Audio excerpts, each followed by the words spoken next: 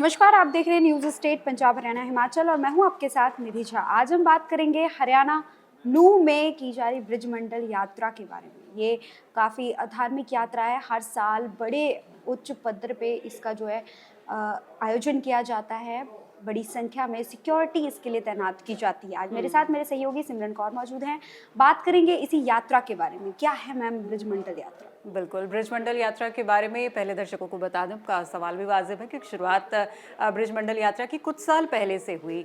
कुछ साल पहले से वीएचपी और बजरंग दल ने नूंह इलाके में, नूंह और उसके आसपास के इलाके में जो प्राचीन मंदिर हैं उनको बचाने के लिए और हिंदुत्व को, हमारे संस्कारों को, हमारी संस्कृति को, पूजा विधि को जिंदा रखने के लिए कुछ साल पहले से जलाभिषेक यात्रा शुरू की थी, जिसमें सावन के पहले सोमवार वाले दिन हरिद्वार से जो जल लाया जाता है उससे इन मंदिरों में शिवलिंग का जलाभिषेक किया जाता है।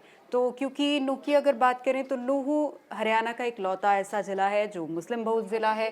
79% आबादी नूंह की है जो वो मुस्लिम आबादी है। तो ऐसे में कहीं वहाँ जो प्राचीन कालीन मंदिर हैं, क्योंकि ऐसे कहा जाता है कि नूंह में जो मंदिर हैं वो महाभारत कालीन मंदिर हैं, कई शिवलिंग वहाँ ऐसे हैं जो महाभारत कालीन शिवलिंग हैं, उनकी देखरेख कहीं खत्म ना हो जाए या वो मंदिर अभाव का शिकार ना हो जाए, कि उनकी देखरेख सही तरीके से ना हो पाए, और इन्हीं को बचाने के लिए, इन मंदिरों को ही बचाने के लिए ये कुछ साल पहले वीएचपी की तरफ से जलाभिषेक यात्रा शुरू की गई थी, जिसमें हर साल सावन के पहले सोमवार को हरिद्वार से लाए जल से इन मंदिरों में शिवलिंग को अभिषेक किया जाता है। क्योंकि नूंह एक सेंसिटिव एरिया है, मैंने आपको बताया कि मुस्लिम आबादी ज़्यादा है, इस वजह से भी सेंसिटिविटी को देखते हुए कि कहीं सांप्रदायिक हिंसा ना भड़क जाए, तो यहाँ पर अतिरिक्त पुलिस फोर्सेस तैयार की जाती रही हैं और गाँव वालों को भी हिदायत दी जाती है कि आप अपने अपने जो धार्मिक अनुष्ठान हैं वो आप अपने अपने तरीके से मनाते हैं और ऐसे ही मिलजुल के आप इस यात्रा में भी भाग लें। तो गांव वाले भी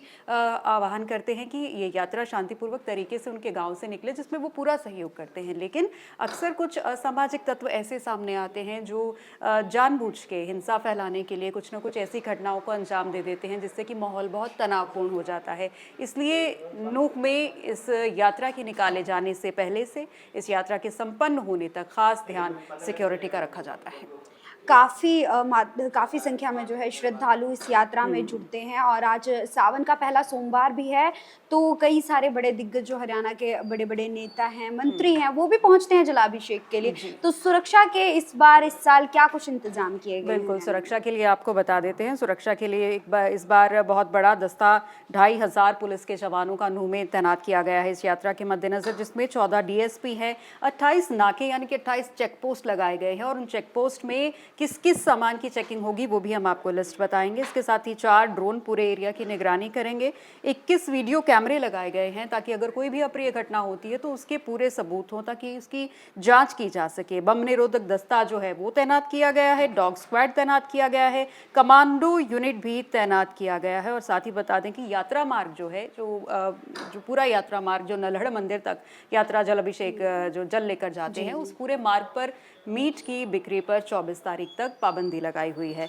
और इसके साथ ही कल शाम से यानी कि 13 तारीख शाम से इंटरनेट सेवाएं बंद कर दी गई। इंटरनेट सेवाएं क्यों बंद की गई? ताकि कोई भी अफवाह या फिर फेक न्यूज़ ना फैलाई जाए कि ऐसा हो रहा है या वैसा हो रहा है, जिससे किसी की धार्मिक भावनाएं आहत ना हो। क्योंकि 2023 की अगर हम बात करें तो बिट्टू बजरंगी के एक वीडियो से ही इतनी बड़ी हिंसा भड़की थी कि पूरा गाड़ियाँ जला दी गई थी और कई लोगों को क्षति पहुंची थी उस हिंसा में। और हुआ क्या था, सिर्फ एक फेक न्यूज़, एक ऐसी वीडियो जो सोशल मीडिया के जरिए वायरल हुई थी, उसने इस पूरी हिंसा को अंजाम दिया। तो इस बार कोई ऐसी अप्रिय घटना ना हो, कोई फेक न्यूज़ या अफवाह ना फैलाई जा सके, इसलिए एहतियात के तौर पर बीती शाम से ही नूंह में इंटरनेट सेवाएं बंद कर दी गई हैं। लेकिन कॉलिंग, फ़ोन की कॉलिंग चल रही है, बेसिक कॉलिंग आप कर सकते हैं। साथ ही स्कूल कॉलेज भी बंद कर दिए गए हैं, जगह जगह बैरिकेडिंग लगाई गई है और इसी बात का ध्यान रखा जा रहा है कि कोई भी असामाजिक तत्व किसी भी अप्रिय घटना को अंजाम ना दे सके। चेकिंग इतनी सख्त है, मैं आपको बता दूं, चेकिंग में कोई भी व्यक्ति इस पूरे यात्रा मार्ग के आसपास भी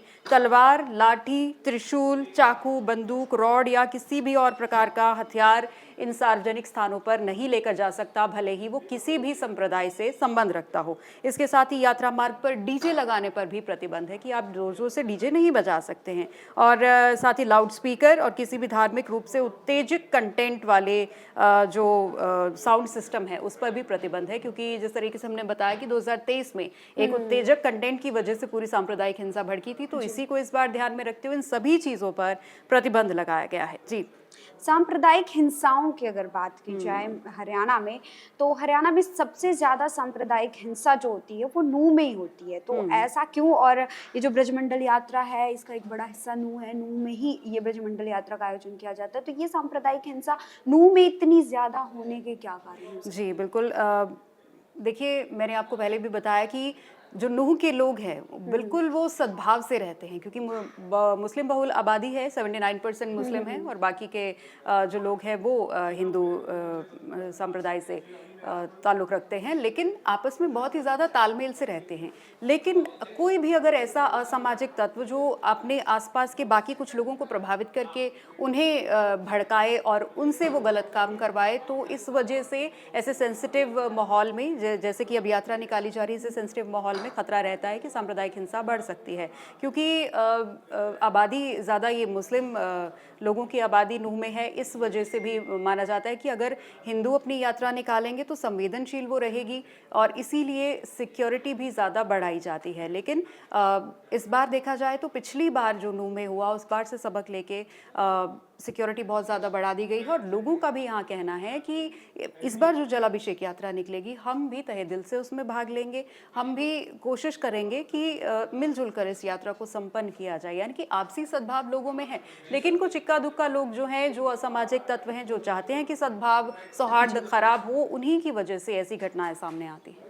बात करें अगर हम इमाम चीफ की, इस बार उनका भी बड़ा बयान सामने आया है। वो कह रहे हैं कि गाय को राष्ट्रीय प्राणी घोषित कर दिया जाए। और दूसरी बात कि इस बार की यात्रा में काफ़ी संख्या में मुस्लिम श्रद्धालु भी जो है आ रहे हैं, आगे यात्रा में शामिल हो रहे हैं, मदद कर रहे हैं। और जो 24 जुलाई तक मीट पर बैन लगाया गया है उसको भी फॉलो किया जा रहा है और लोग जो है नायब सरकार का धन्यवाद भी करते हुए नजर आ रहे हैं। इस पर आप क्या कहना चाहेंगे? जी बिल्कुल। और मैंने जिस तरीके से पहले भी कहा कि बेशक वो लोकल लोग हों या फिर बेशक वो जिस तरीके से शाही इमाम हो या फिर कोई और बड़े पॉलिटिकल लोग हों, वो इस बार यात्रा में शामिल हैं और यही एक मौका होता है मैसेज देने का लोगों को कि किस तरीके से अगर हम आपस में मिलजुल के एक दूसरे के धर्म की इज्जत कर सकते हैं, एक दूसरे के धर्म के त्योहारों को एक मिल के साथ मना सकते हैं, तो लोकल लोग जो हैं उनको भी इससे सीख लेनी चाहिए और किसी तरह के भी अफवाह में नहीं आना चाहिए। किसी तरीके के भी अगर कोई उनको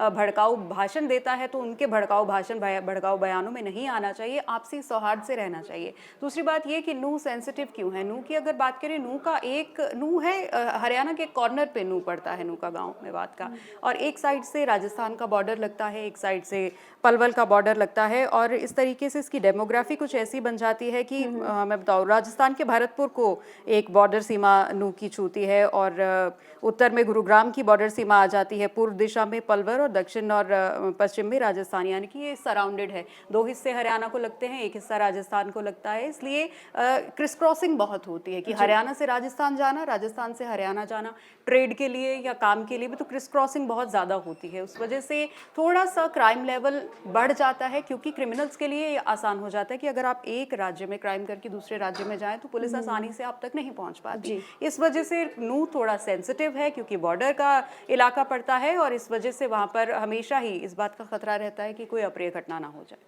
जी, हम चीफ इमाम की बात कर रहे थे। चीफ इमाम जी का बयान आया था कि गाय को राष्ट्रीय पशु घोषित कर दिया जाए। मैंने प्राणी बोल दिया था अभी, माफ कीजिएगा। राष्ट्रीय पशु घोषित कर दिया जाए। इमाम जी का बड़ा बयान आया है और उनको सम्मानित भी किया गया है जलाभिषेक में शामिल होने के लिए। तो फिलहाल आज के लिए इतना ही। आप जुड़े रहिए हमारे साथ, देखते रहिए न्यूज़ स्टेट पंजाब हरियाणा हिमाचल। धन्यवाद।